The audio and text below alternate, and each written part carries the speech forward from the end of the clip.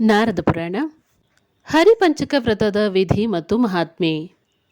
ಶ್ರೀ ಸನಕರು ಹೇಳಿದರು, ನಾರದರೆ, ಈಗ ನಾನು ನಿಮಗೆ ಚತುರ್ವೇದ ಪುರುಷಾರ್ಥಗಳನ್ನು ಅನುಗ್ರಹಿಸುವ ಹಾಗೂ ಸ್ತ್ರೀ ಪುರುಷರ ಸಕಲ ದುಃಖಗಳನ್ನು ನಿವಾರಿಸುವ ಹರಿಪಂಚಕ ಎಂಬ ಪ್ರಸಿದ್ಧ ವ್ರತವನ್ನು ತಿಳಿಸುವೆನು. ಮಾರ್ಗಶಿರ ಮಾಸದ ಶುಕ್ಲ ಪಕ್ಷದ ದಶಮಿಯಂದು ಬೆಳಗ್ಗೆ ಸ್ನಾನಾನಂತರ ದೇವಪೂಜೆ ಹಾಗೂ ಪಂಚಮಹಾಯಜ್ಞಗಳ ಅನುಷ್ಠಾನ ಮಾಡಬೇಕು. ಜಿತೇಂದ್ರಿಯನಾಗಿದ್ದು ಒಂದು ಹೊತ್ತು ಮಾತ್ರ ಭೋಜನ ಮಾಡಬೇಕು. ಮಾರನೆಯ ದಿನ ಏಕಾದಶಿಯಂದು ಪ್ರಾತಃ ಕಾಲ ಎದ್ದು ಸ್ನಾನಾದಿಗಳನ್ನು ಪೂರೈಸಿ ಮನೆಯಲ್ಲಿ ಶ್ರೀ ವಿಷ್ಣುವನ್ನು ಪೂಜಿಸಬೇಕು. ಕಲಶ ಸಹಿತ ವಿಷ್ಣುವಿಗೆ ಪಂಚಾಮೃತ ಸ್ನಾನಾನಂತರ ವಿಧಿವತ್ತಾಗಿ ಸ್ವಾಮಿಯನ್ನು ಪೂಜಿಸಿ ಪ್ರಾರ್ಥಿಸಬೇಕು. ನಮಸ್ತೆ ಜ್ಞಾನರೂಪಾಯ ಜ್ಞಾನಾದಯ ನಮೋಸ್ತುತೆ, ನಮಸ್ತೆ ಸರ್ವರೂಪಾಯ ಸರ್ವಸಿದ್ಧಿಪ್ರದಾಯಿನೇ. ಈ ಮಂತ್ರದಿಂದ ಪ್ರದಕ್ಷಿಣೆ ನಮಸ್ಕಾರ ಮಾಡಿ ತನ್ನ ಉಪವಾಸ ವ್ರತ ವಿಷ್ಣುವಿಗೆ ಸಮರ್ಪಿಸಬೇಕು. ಪಂಚರಾತ್ರಂ ನಿರಾಹಾರೋ ಹೃದಯ ಪ್ರಭೃತಿ ಕೇಶವ ತ್ವದಾಜ್ಞಯ ಜಗತ್ಸ್ವಾಮಿನ್ ಮಮಾಭೀಷ್ಟ ಪ್ರದೋಭವ. ಹೀಗೆ ಪ್ರಾರ್ಥಿಸಿ ರಾತ್ರಿ ಜಾಗರಣೆ ಮಾಡಬೇಕು.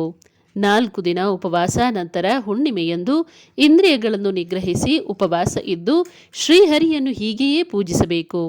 ಏಕಾದಶಿ ದ್ವಾದಶಿಯಂದು ರಾತ್ರಿಯಲ್ಲಿ ಉಪವಾಸ, ಪಂಚಾಮೃತ ಅಭಿಷೇಕ, ತಿಲಹೋಮ, ದಾನ ಅವಶ್ಯಕ. 6ನೆಯ ದಿನ ಪಂಚಗವ್ಯ ಕುಡಿದು ವಿಧಿಪೂರ್ವಕವಾಗಿ ಶ್ರೀಹರಿಯನ್ನು ಪೂಜಿಸಬೇಕು. ಬ್ರಾಹ್ಮಣ ಭೋಜನ ನಂತರ ದಾನ ದಕ್ಷಿಣೆ ಕೊಡಬೇಕು. ನಂತರ ತಾನೂ ಕುಟುಂಬದವರೊಡನೆ ಮೌನವಾಗಿ ಭೋಜನ ಮಾಡಬೇಕು. ಇದೇ ಪ್ರಕಾರವಾಗಿ ಪುಷ್ಯ ಮಾಸದಿಂದ ಕಾರ್ತಿಕ ಮಾಸದವರೆಗೂ ಶುಕ್ಲ ಪಕ್ಷದಲ್ಲಿ ಈ ವ್ರತ ಮಾಡಬೇಕು. ನಂತರ ಮಾರ್ಗಶಿರ ಮಾಸದಲ್ಲಿ ಇದರ ಉದ್ಯಾಪನೆ ಮಾಡಬೇಕು. ಪೂಜೆಯನ್ನು ಪೂರ್ವೋಕ್ತ ಪ್ರಕಾರವಾಗಿ ಮಾಡಿ ಕಲಶವನ್ನು ಆಚಾರ್ಯರಿಗೆ ದಾನ ಮಾಡಬೇಕು. ಪ್ರಾರ್ಥನಾ ಮಂತ್ರ: ಸರ್ವಾತ್ಮನ್ ಸರ್ವಭೂತೇಶ ಸರ್ವವ್ಯಾಪಿನ್ ಸನಾತನ ಪರಮಾನ್ನ ಪ್ರದಾನೇನ ಸುಪ್ರೀತೋ ಭವ ಮಾಧವ. ನಂತರ ಬ್ರಾಹ್ಮಣ ಭೋಜನ ಮಾಡಿಸಿ ತಾನೂ ಕುಟುಂಬದವರೊಡನೆ ಮೌನವಾಗಿ ಭೋಜನ ಮಾಡಬೇಕು. ಇದರಿಂದ ವ್ರತಿಗೆ ಬ್ರಹ್ಮಲೋಕ ದೊರೆಯುವುದು. ಈ ಕಥೆಯನ್ನು ಹೇಳಿದವರ ಕೇಳಿದವರ ಮಹಾಪಾತಕಗಳು ನಾಶವಾಗುವುವು. ಮಾಸೋಪವಾಸ ವ್ರತದ ವಿಧಿ ಹಾಗೂ ಮಹಿಮೆ. ಶ್ರೀ ಸನಕರು ಹೇಳಿದರು, ನಾರದರೆ, ಈಗ ನಾನು ನಿಮಗೆ ಎಲ್ಲ ಪಾಪಗಳ ನಾಶಕವಾದ ಪವಿತ್ರ ಹಾಗೂ ಸಕಲ ಲೋಕಗಳಿಗೂ ಉಪಕಾರ ಮಾಡುವ ಮಾಸೋಪವಾಸ ಎಂಬ ಶ್ರೇಷ್ಠ ವ್ರತವನ್ನು ವರ್ಣಿಸುವೆನು. ಆಷಾಢ, ಶ್ರಾವಣ, ಭಾದ್ರಪದ ಅಥವಾ ಆಶ್ವಯುಜ ಮಾಸದಲ್ಲಿ ಈ ವ್ರತವನ್ನು ಮಾಡಬೇಕು. ಇವುಗಳಲ್ಲಿ 1 ತಿಂಗಳಿನ ಶುಕ್ಲ ಪಕ್ಷದಲ್ಲಿ ಜಿತೇಂದ್ರಿಯನಾಗಿ ಪಂಚಗವ್ಯ ಕುಡಿದು ವಿಷ್ಣುವಿನ ಸಮೀಪ ಮಲಗಬೇಕು. ಬೆಳಗ್ಗೆ ಸ್ನಾನಾನಂತರ ಶ್ರೀ ವಿಷ್ಣುವನ್ನು ಪೂಜಿಸಬೇಕು. ನಂತರ ಸಂಕಲ್ಪ ಮಾಡಿ ವಿಷ್ಣುವಿಗೆ ಮಾಸವ್ರತ ಸಮರ್ಪಣೆ ಮಾಡಿ ಅಂದಿನಿಂದ ತಿಂಗಳ ಕೊನೆಯವರೆಗೂ ಶ್ರೀ ವಿಷ್ಣುವಿನ ಮಂದಿರದಲ್ಲಿ ವಾಸಿಸಬೇಕು ಹಾಗೂ ಪ್ರತಿದಿನವೂ ಪಂಚಾಮೃತದಿಂದ ಪರಮಾತ್ಮನಿಗೆ ಅಭಿಷೇಕ ಮಾಡಬೇಕು.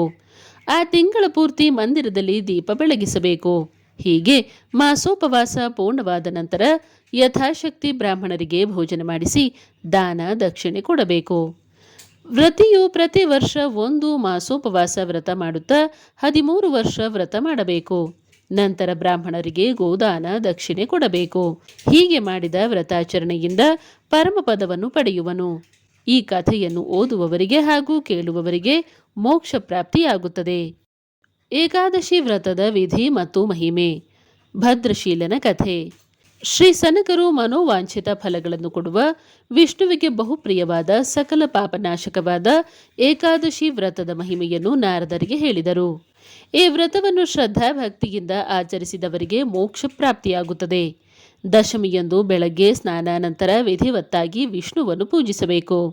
ರಾತ್ರಿ ನಿದ್ರಾ ನಂತರ ಏಕಾದಶಿಯ ಪ್ರಾತಃ ಕಾಲ ಶುದ್ಧ ಸ್ನಾನಾನಂತರ ಶ್ರೀ ವಿಷ್ಣುವನ್ನು ವಿಧಿವತ್ತಾಗಿ ಪೂಜಿಸಿ ಈ ಪ್ರಕಾರ ಹೇಳಬೇಕು: ಏಕಾದಶ್ಯಾಂ ನಿರಾಹಾರ ಸ್ಥಿತ್ವಾ ದ್ಯಾಹಂ ಪರ್ರೇಹನಿ ಭೋಕ್ಷ್ಯಾಮಿ ಪುಂಡರೀಕಾಕ್ಷ ಶರಣಂ ಮೇ ಭವಾಚ್ಯುತ. ಶ್ರೀ ವಿಷ್ಣು ಪೂಜೆ, ಭಜನೆ, ಕೀರ್ತನೆ, ಪುರಾಣ ಶ್ರವಣದಿಂದ ರಾತ್ರಿ ಜಾಗರಣೆ ಮಾಡಬೇಕು. ದ್ವಾದಶಿಯಂದು ಪ್ರಾತಃ ಕಾಲ ವ್ರತಿಯು ಜಿತೇಂದ್ರಿಯನಾಗಿ ಸ್ನಾನಾನಂತರ ವಿಧಿಪೂರ್ವಕವಾಗಿ ಶ್ರೀ ವಿಷ್ಣುವನ್ನು ಪೂಜಿಸಬೇಕು. ಪಂಚಾಮೃತ ಅಭಿಷೇಕ ಪೂಜಾ ನಂತರ ಸ್ವಾಮಿಗೆ ಭಕ್ಷ್ಯ ಭೋಜ್ಯಗಳನ್ನು ನೈವೇದ್ಯ ಮಾಡಬೇಕು. ಬ್ರಾಹ್ಮಣ ಭೋಜನ ನಂತರ ತಾನು ಕುಟುಂಬ ಸಹಿತ ಭೋಜನ ಮಾಡಬೇಕು.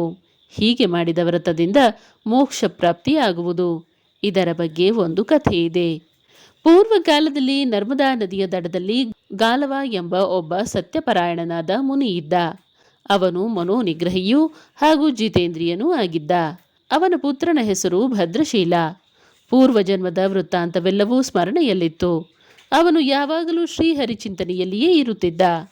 ಆ ಬಾಲಕನು ತನ್ನ ಜೊತೆಗಾರರೊಡನೆ ವಿಷ್ಣುವಿನ ಪ್ರತಿಮೆಗಳನ್ನು ಮಾಡಿ ಸದಾ ವಿಷ್ಣು ಭಜನೆಯಲ್ಲಿಯೇ ನಿರತನಾಗಿರುತ್ತಿದ್ದ. ಏಕಾದಶಿ ವ್ರತದ ಸಂಕಲ್ಪ ಮಾಡಿ ಶ್ರೀಹರಿಗೆ ಸಮರ್ಪಿಸುತ್ತಿದ್ದ. ಒಂದು ದಿನ ಗಾಲವನಿಗೆ ಮಗನ ಗುಣಗಳನ್ನು ಕಂಡು ಸಂತೋಷಗೊಂಡು ಕೇಳಿದ, ಮಗು, ನೀನು ಯಾವಾಗಲೂ ಪರಮಾತ್ಮನ ಪೂಜೆ ಹಾಗೂ ಏಕಾದಶಿ ವ್ರತದ ಪಾಲನೆಯಲ್ಲಿಯೇ ಮಗ್ನನಾಗಿರುವೆ. ನೀನು ಇನ್ನೂ ಚಿಕ್ಕವನಾದರೂ ನಿನ್ನ ಬುದ್ಧಿಯು ಮಹಾಪುರುಷರಿಗಿಂತಲೂ ಶ್ರೇಷ್ಠವಾಗಿದೆ. ನಿನಗೆ ಇಂಥ ಬುದ್ಧಿ ಬರುವ ಕಾರಣವಾದರೂ ಏನು? ಅವನು ಪೂರ್ವಜನ್ಮದ ಸ್ಮರಣೆಯಿಂದ ಎಲ್ಲವನ್ನೂ ತಂದೆಗೆ ತಿಳಿಸಿದ. ತಂದೆಯೇ, ಹಿಂದಿನ ಜನ್ಮದಲ್ಲಿ ನಾನು ಧರ್ಮಕೀರ್ತಿ ಎಂಬ ಚಂದ್ರವಂಶಿ ರಾಜ. ಮಹರ್ಷಿ ದತ್ತಾತ್ರೇಯರು ನನ್ನ ಗುರುಗಳು. ನಾನು 900 ವರ್ಷಗಳವರೆಗೆ ರಾಜ್ಯಭಾರ ಮಾಡಿದೆ. ಮೊದಲು ಪುಣ್ಯಕರ್ಮಗಳನ್ನು ಮಾಡಿದೆ. ಆದರೆ ನಂತರ ದುಷ್ಟರ ಸಹವಾಸದಿಂದ ನಾನು ಎಲ್ಲ ಯಜ್ಞಯಾಗಾದಿಗಳನ್ನು ನಾಶಗೊಳಿಸಿದೆ. ತಂದೆಯೇ, ನನ್ನನ್ನು ನೋಡಿ ಪ್ರಜೆಗಳು ಅಧರ್ಮಿಗಳಾಗಿ ಪಾಪಕರ್ಮಗಳನ್ನು ಮಾಡತೊಡಗಿದರು. ಒಂದು ದಿನ ಬೇಟೆಯಾಡಲು ಕಾಡಿಗೆ ಹೋದೆ. ಆದರೆ ಹಸಿವು ಬಾಯಾರಿಕೆಯಿಂದ ಅಲೆಯುತ್ತಾ ನರ್ಮದಾ ನದಿ ದಡಕ್ಕೆ ಬಂದೆ. ಸೇನೆಯೂ ಕಾಣದೆ ಬಳಲಿಕೆಯಿಂದ ನದಿಯಲ್ಲಿ ಸ್ನಾನ ಮಾಡಿದೆ. ಹಸಿವು ವಿಪರೀತವಾಗಿ ಬಾಧಿಸುತ್ತಿತ್ತು. ಸಾಯಂಕಾಲ ಏಕಾದಶಿ ವ್ರತಕ್ಕೆಂದು ಅಲ್ಲಿಗೆ ಅನೇಕ ಜನರು ಬಂದರು. ಅವರ ಜೊತೆಗೆ ನಾನು ಉಪವಾಸವಿದ್ದು ಜಾಗರಣೆ ಮಾಡಿದೆ. ನಾನು ಅಲ್ಲಿಯೇ ಪ್ರಾಣತ್ಯಾಗ ಮಾಡಿದೆ. ನನ್ನನ್ನು ಯಮರಾಜನ ಮುಂದೆ ನಿಲ್ಲಿಸಿದರು. ಆಗ ಚಿತ್ರಗುಪ್ತನು ಯಮನಿಗೆ, ಸ್ವಾಮಿ, ಇವನು ಮಹಾಪಾಪಿಯಾದರೂ ಏಕಾದಶಿಯಿಂದ ನಿರಾಹಾರಿಯಾಗಿದ್ದಾನೆ. ಆದ್ದರಿಂದ ಉಪವಾಸದ ಪ್ರಭಾವದಿಂದ ಇವನ ಪಾಪಗಳೆಲ್ಲವೂ ನಾಶವಾಗಿವೆ ಎಂದ. ಆಗ ಯಮಧರ್ಮನು ಭಯಭೀತನಾಗಿ ನನಗೆ ನಮಸ್ಕರಿಸಿ, ಶ್ರೀಹರಿಭಕ್ತಿ ಹಾಗೂ ಏಕಾದಶಿ ವ್ರತದ ಕಾರಣ ನನ್ನನ್ನು ಇಂದ್ರಲೋಕಕ್ಕೆ ಕಳುಹಿಸಿಕೊಟ್ಟ. ಅಲ್ಲಿ ಬಹಳ ಕಾಲ ಸುಖವಾಗಿದ್ದು ನಿಮ್ಮಂಥ ವಿಷ್ಣು ಭಕ್ತರ ಮನೆಯಲ್ಲಿ ಜನಿಸಿರುವೆ. ಆದ್ದರಿಂದ ಪೂರ್ವಜನ್ಮದ ಸ್ಮರಣೆಯ ಕಾರಣ ನಾನು ವಿಷ್ಣು ಪೂಜೆಯಲ್ಲಿಯೇ ಮಗ್ನನಾಗಿರುವೆ.